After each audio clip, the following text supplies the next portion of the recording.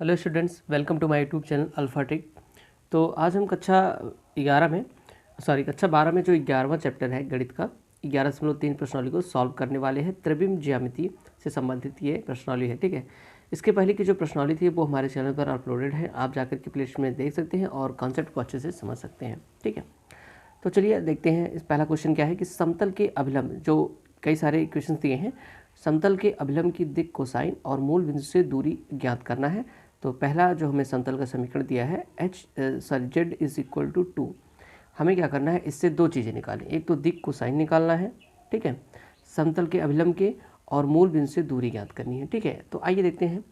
देखिए, सबसे पहले जो समतल का अभिलंब रूप में समीकरण होता है नॉर्मल फॉर्म में, वो होता है LX plus MY plus NZ is equal to D, जहाँ पर L, M और N क्या होते हैं, ये अभिलंब के दिक् कोसाइन होते हैं, और D क्या होती है, मूल बिंदु से समतल की दूरी होती है।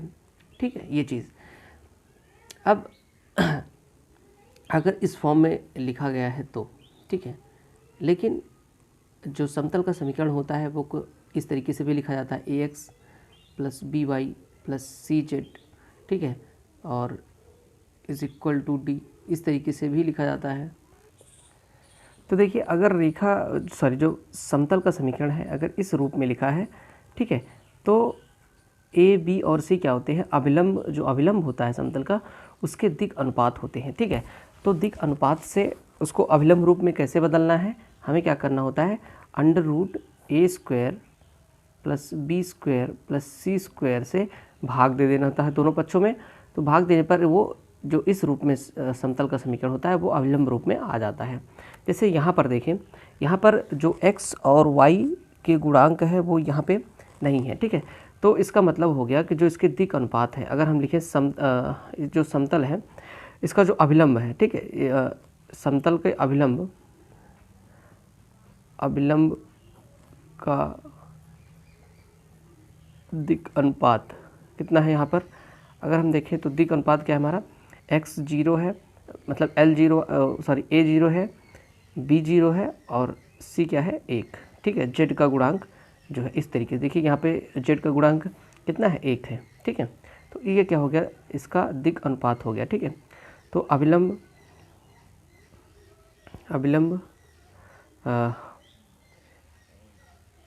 का दिक् कोसाइन क्या हो जाएगा। देखिए, दिक् कोसाइन क्या होता है, जैसे हमें अगर दिक् अनुपात पता हो, दिक् कोसाइन क्या होता है, दिक् कोसाइन हो जाता है, जैसे यहाँ पे हो जाएगा आपका पहला तो 0 हो जाएगा, दूसरा भी 0 हो जाएगा। ठीक है, 0 और 0, तीसरा क्या हो जाएगा, 1/1, या फिर इसको आप ऐसे लिख सकते हो 0,0,1, ये इसके दिक् कोसाइन हो जाएंगे। ठीक है, अब हमें क्या निकालना है, हमें निकालना क्या है, मूल बिंदु से दूरी। तो जो D होता है, अगर हम कंपेयर करें इस वाले इक्वेशन से, ठीक है, तो z इज इक्वल टू 2 है। ठीक, z इज इक्वल टू 2 है, तो हमने निकाला दिक् कोसाइन, दिक् कोसाइन हमारे निकल गए। अगर हम इसकी वैल्यू निकालना चाहें A² plus B² plus C की, तो यहाँ से कितना आ जाएगा, 1 आ जाएगा। 1 से दोनों तरफ डिवाइड करेंगे तो इतना ही रहेगा। ठीक है, तो यहाँ से जो D हो जाएगा, मूल बिंदु से दूरी, वो कितनी हो जाएगी, 2 इकाई। ठीक, ये हो गया। चलिए नेक्स्ट क्वेश्चन देखते हैं। तो देखिए, यहाँ पर ये एक समतल का समीकरण है जो कि किस रूप का है, AX plus BY plus CZ बराबर D। ठीक है, जहाँ पर A, B, C क्या होते हैं, समतल के अभिलंब के दिक् अनुपात होते हैं। तो यहाँ से ये समतल है, इसके अगर हम लिखें समतल के अभिलंब के दिक् अनुपात क्या हो जाएंगे, कंपेयर करके अगर देखें तो A बराबर हो जाएगा 1, ठीक, B बराबर हो जाएगा 1 और C बराबर क्या हो जाएगा, 1। X, Y और Z के जो गुणांक होते हैं वही दिक् अनुपात हो गए। ठीक है, तो अभिलंब के देखिए दिक् अनुपात मिल गया, तो हम इसका दिक् कोसाइन भी निकाल सकते हैं। अभिलंब के दिक् कोसाइन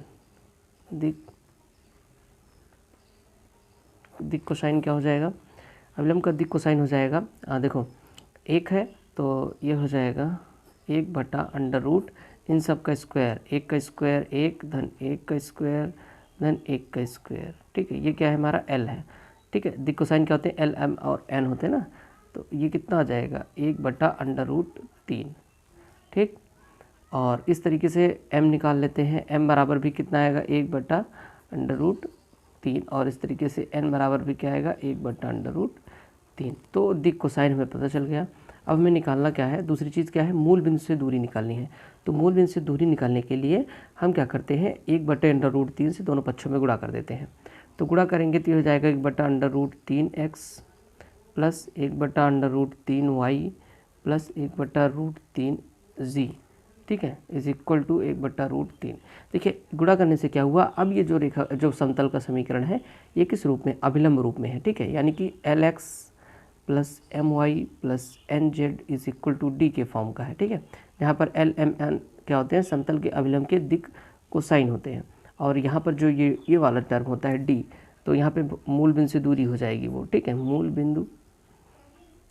बिंदु से दूरी d बराबर हो जाएगा 1/√3, ठीक है। चलिए नेक्स्ट क्वेश्चन देखते हैं। तो देखिए यहाँ पर सी वाला क्वेश्चन है 2x - 3y - z is equal to 5, ठीक है। हमें क्या करना है, इसका दिक कोसाइन निकालना ही है इसके अभिलंब का, और इसकी मूल बिंदु से दूरी निकालनी है, ठीक है। तो देखिए अगर ऐसे लिखा रहता है, इस फॉर्म में लिखा रहता है, ठीक है, समतल का समीकरण, तो दिक अनुपात क्या होता है, देखिए समतल के अभिलंब का दिक अनुपात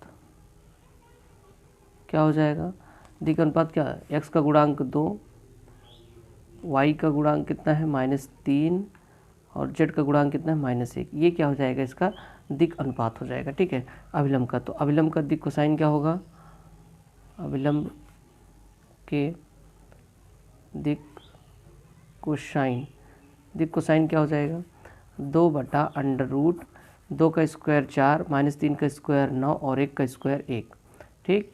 और क्या होगा, -3 का बटा 4 धन 9 धन 1, और इस तरीके से -1 का बटा 4 धन 9 धन 1 जोड़ लेते हैं, तो 2/9 1 10 4 14 √14 -3/√14 और -1/√14, ठीक है। तो ये क्या हो जाएंगे, अभिलंब के दिक कोसाइन हो जाएंगे। अच्छा, मूल बिंदु से दूरी ज्ञात करनी है, तो हम क्या करते हैं, 1/√14 से गुणा करने पर समतल का जो समीकरण है उसके दोनों पक्षों में 1/√14 से गुणा कर देते हैं, तो क्या हो जाएगा, 2/√14 x - 3/√14 y - z/√14 और 5/√14, ठीक है, इतना हो गया। अब यहाँ से अगर हम कंपेयर करते हैं तो जो मूल बिंदु से दूरी आती है वो ये वाला टर्म होता है 5/√14, ठीक है। तो ये मूल बिंदु से दूरी होगी। चलिए नेक्स्ट क्वेश्चन देखते हैं। ये जो समतल है अगर देखें तो ये समतल अगर देखें इसको थोड़ा सा सरल कर लेते हैं, तो y बराबर हो जाता है -8/5, ठीक है, -8/5। अब आप ये देख सकते हो कि इस समतल का जो अभिलंब होगा वो कितना होगा, वो होगा y अक्ष, ठीक है, कुछ इस तरीके से। देखिए ध्यान से देखिएगा, अगर हम मान लें कि x अक्ष है, ये y अक्ष है और ये z अक्ष है, ठीक है, तो ये समतल कुछ इस तरीके से होगा, ठीक है। और ये वाला पॉइंट जो होगा ये इस समतल होगा। अगर इस समतल की मूल बिंदु से दूरी को देखें तो ये कौन सा समतल है, ये समतल है y बराबर -8/5, ठीक है, ये समतल है ये वाला। और इस बिंदु की जो दूरी होगी, देखिए पहले सबसे पहले तो हम देख लेते हैं y अच्छा है, ठीक है। तो अगर हम लिखें समतल का अभिलंब y अक्ष है, अतः दिक कोसाइन क्या होता है, कॉस। हम जानते हैं जो अगर हमें कोण पता हो तो x अक्ष से बनाया गया कोण, y अक्ष से बनाया गया कोण और z अक्ष से बनाया गया कोण जो होता है वही दिक कोसाइन हो जाता है, ठीक है। तो पहले ये जो है ये y अक्ष जो है x अक्ष से कितना कोण बनाता है, 90 अंश।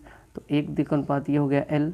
M क्या होता है, कॉस, जो y से कोण बनाता है, तो y अक्ष से कोण कितना बनाएगा, 0, ये 0 हो गया, ठीक। और इस तरीके से जो वाई अक्ष है वो जेड अक्ष से कितना कोण बनाएगा 90, तो कॉस 90।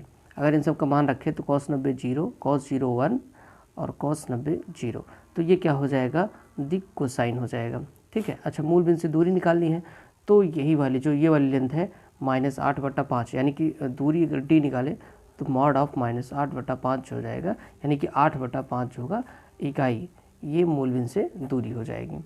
ठीक है।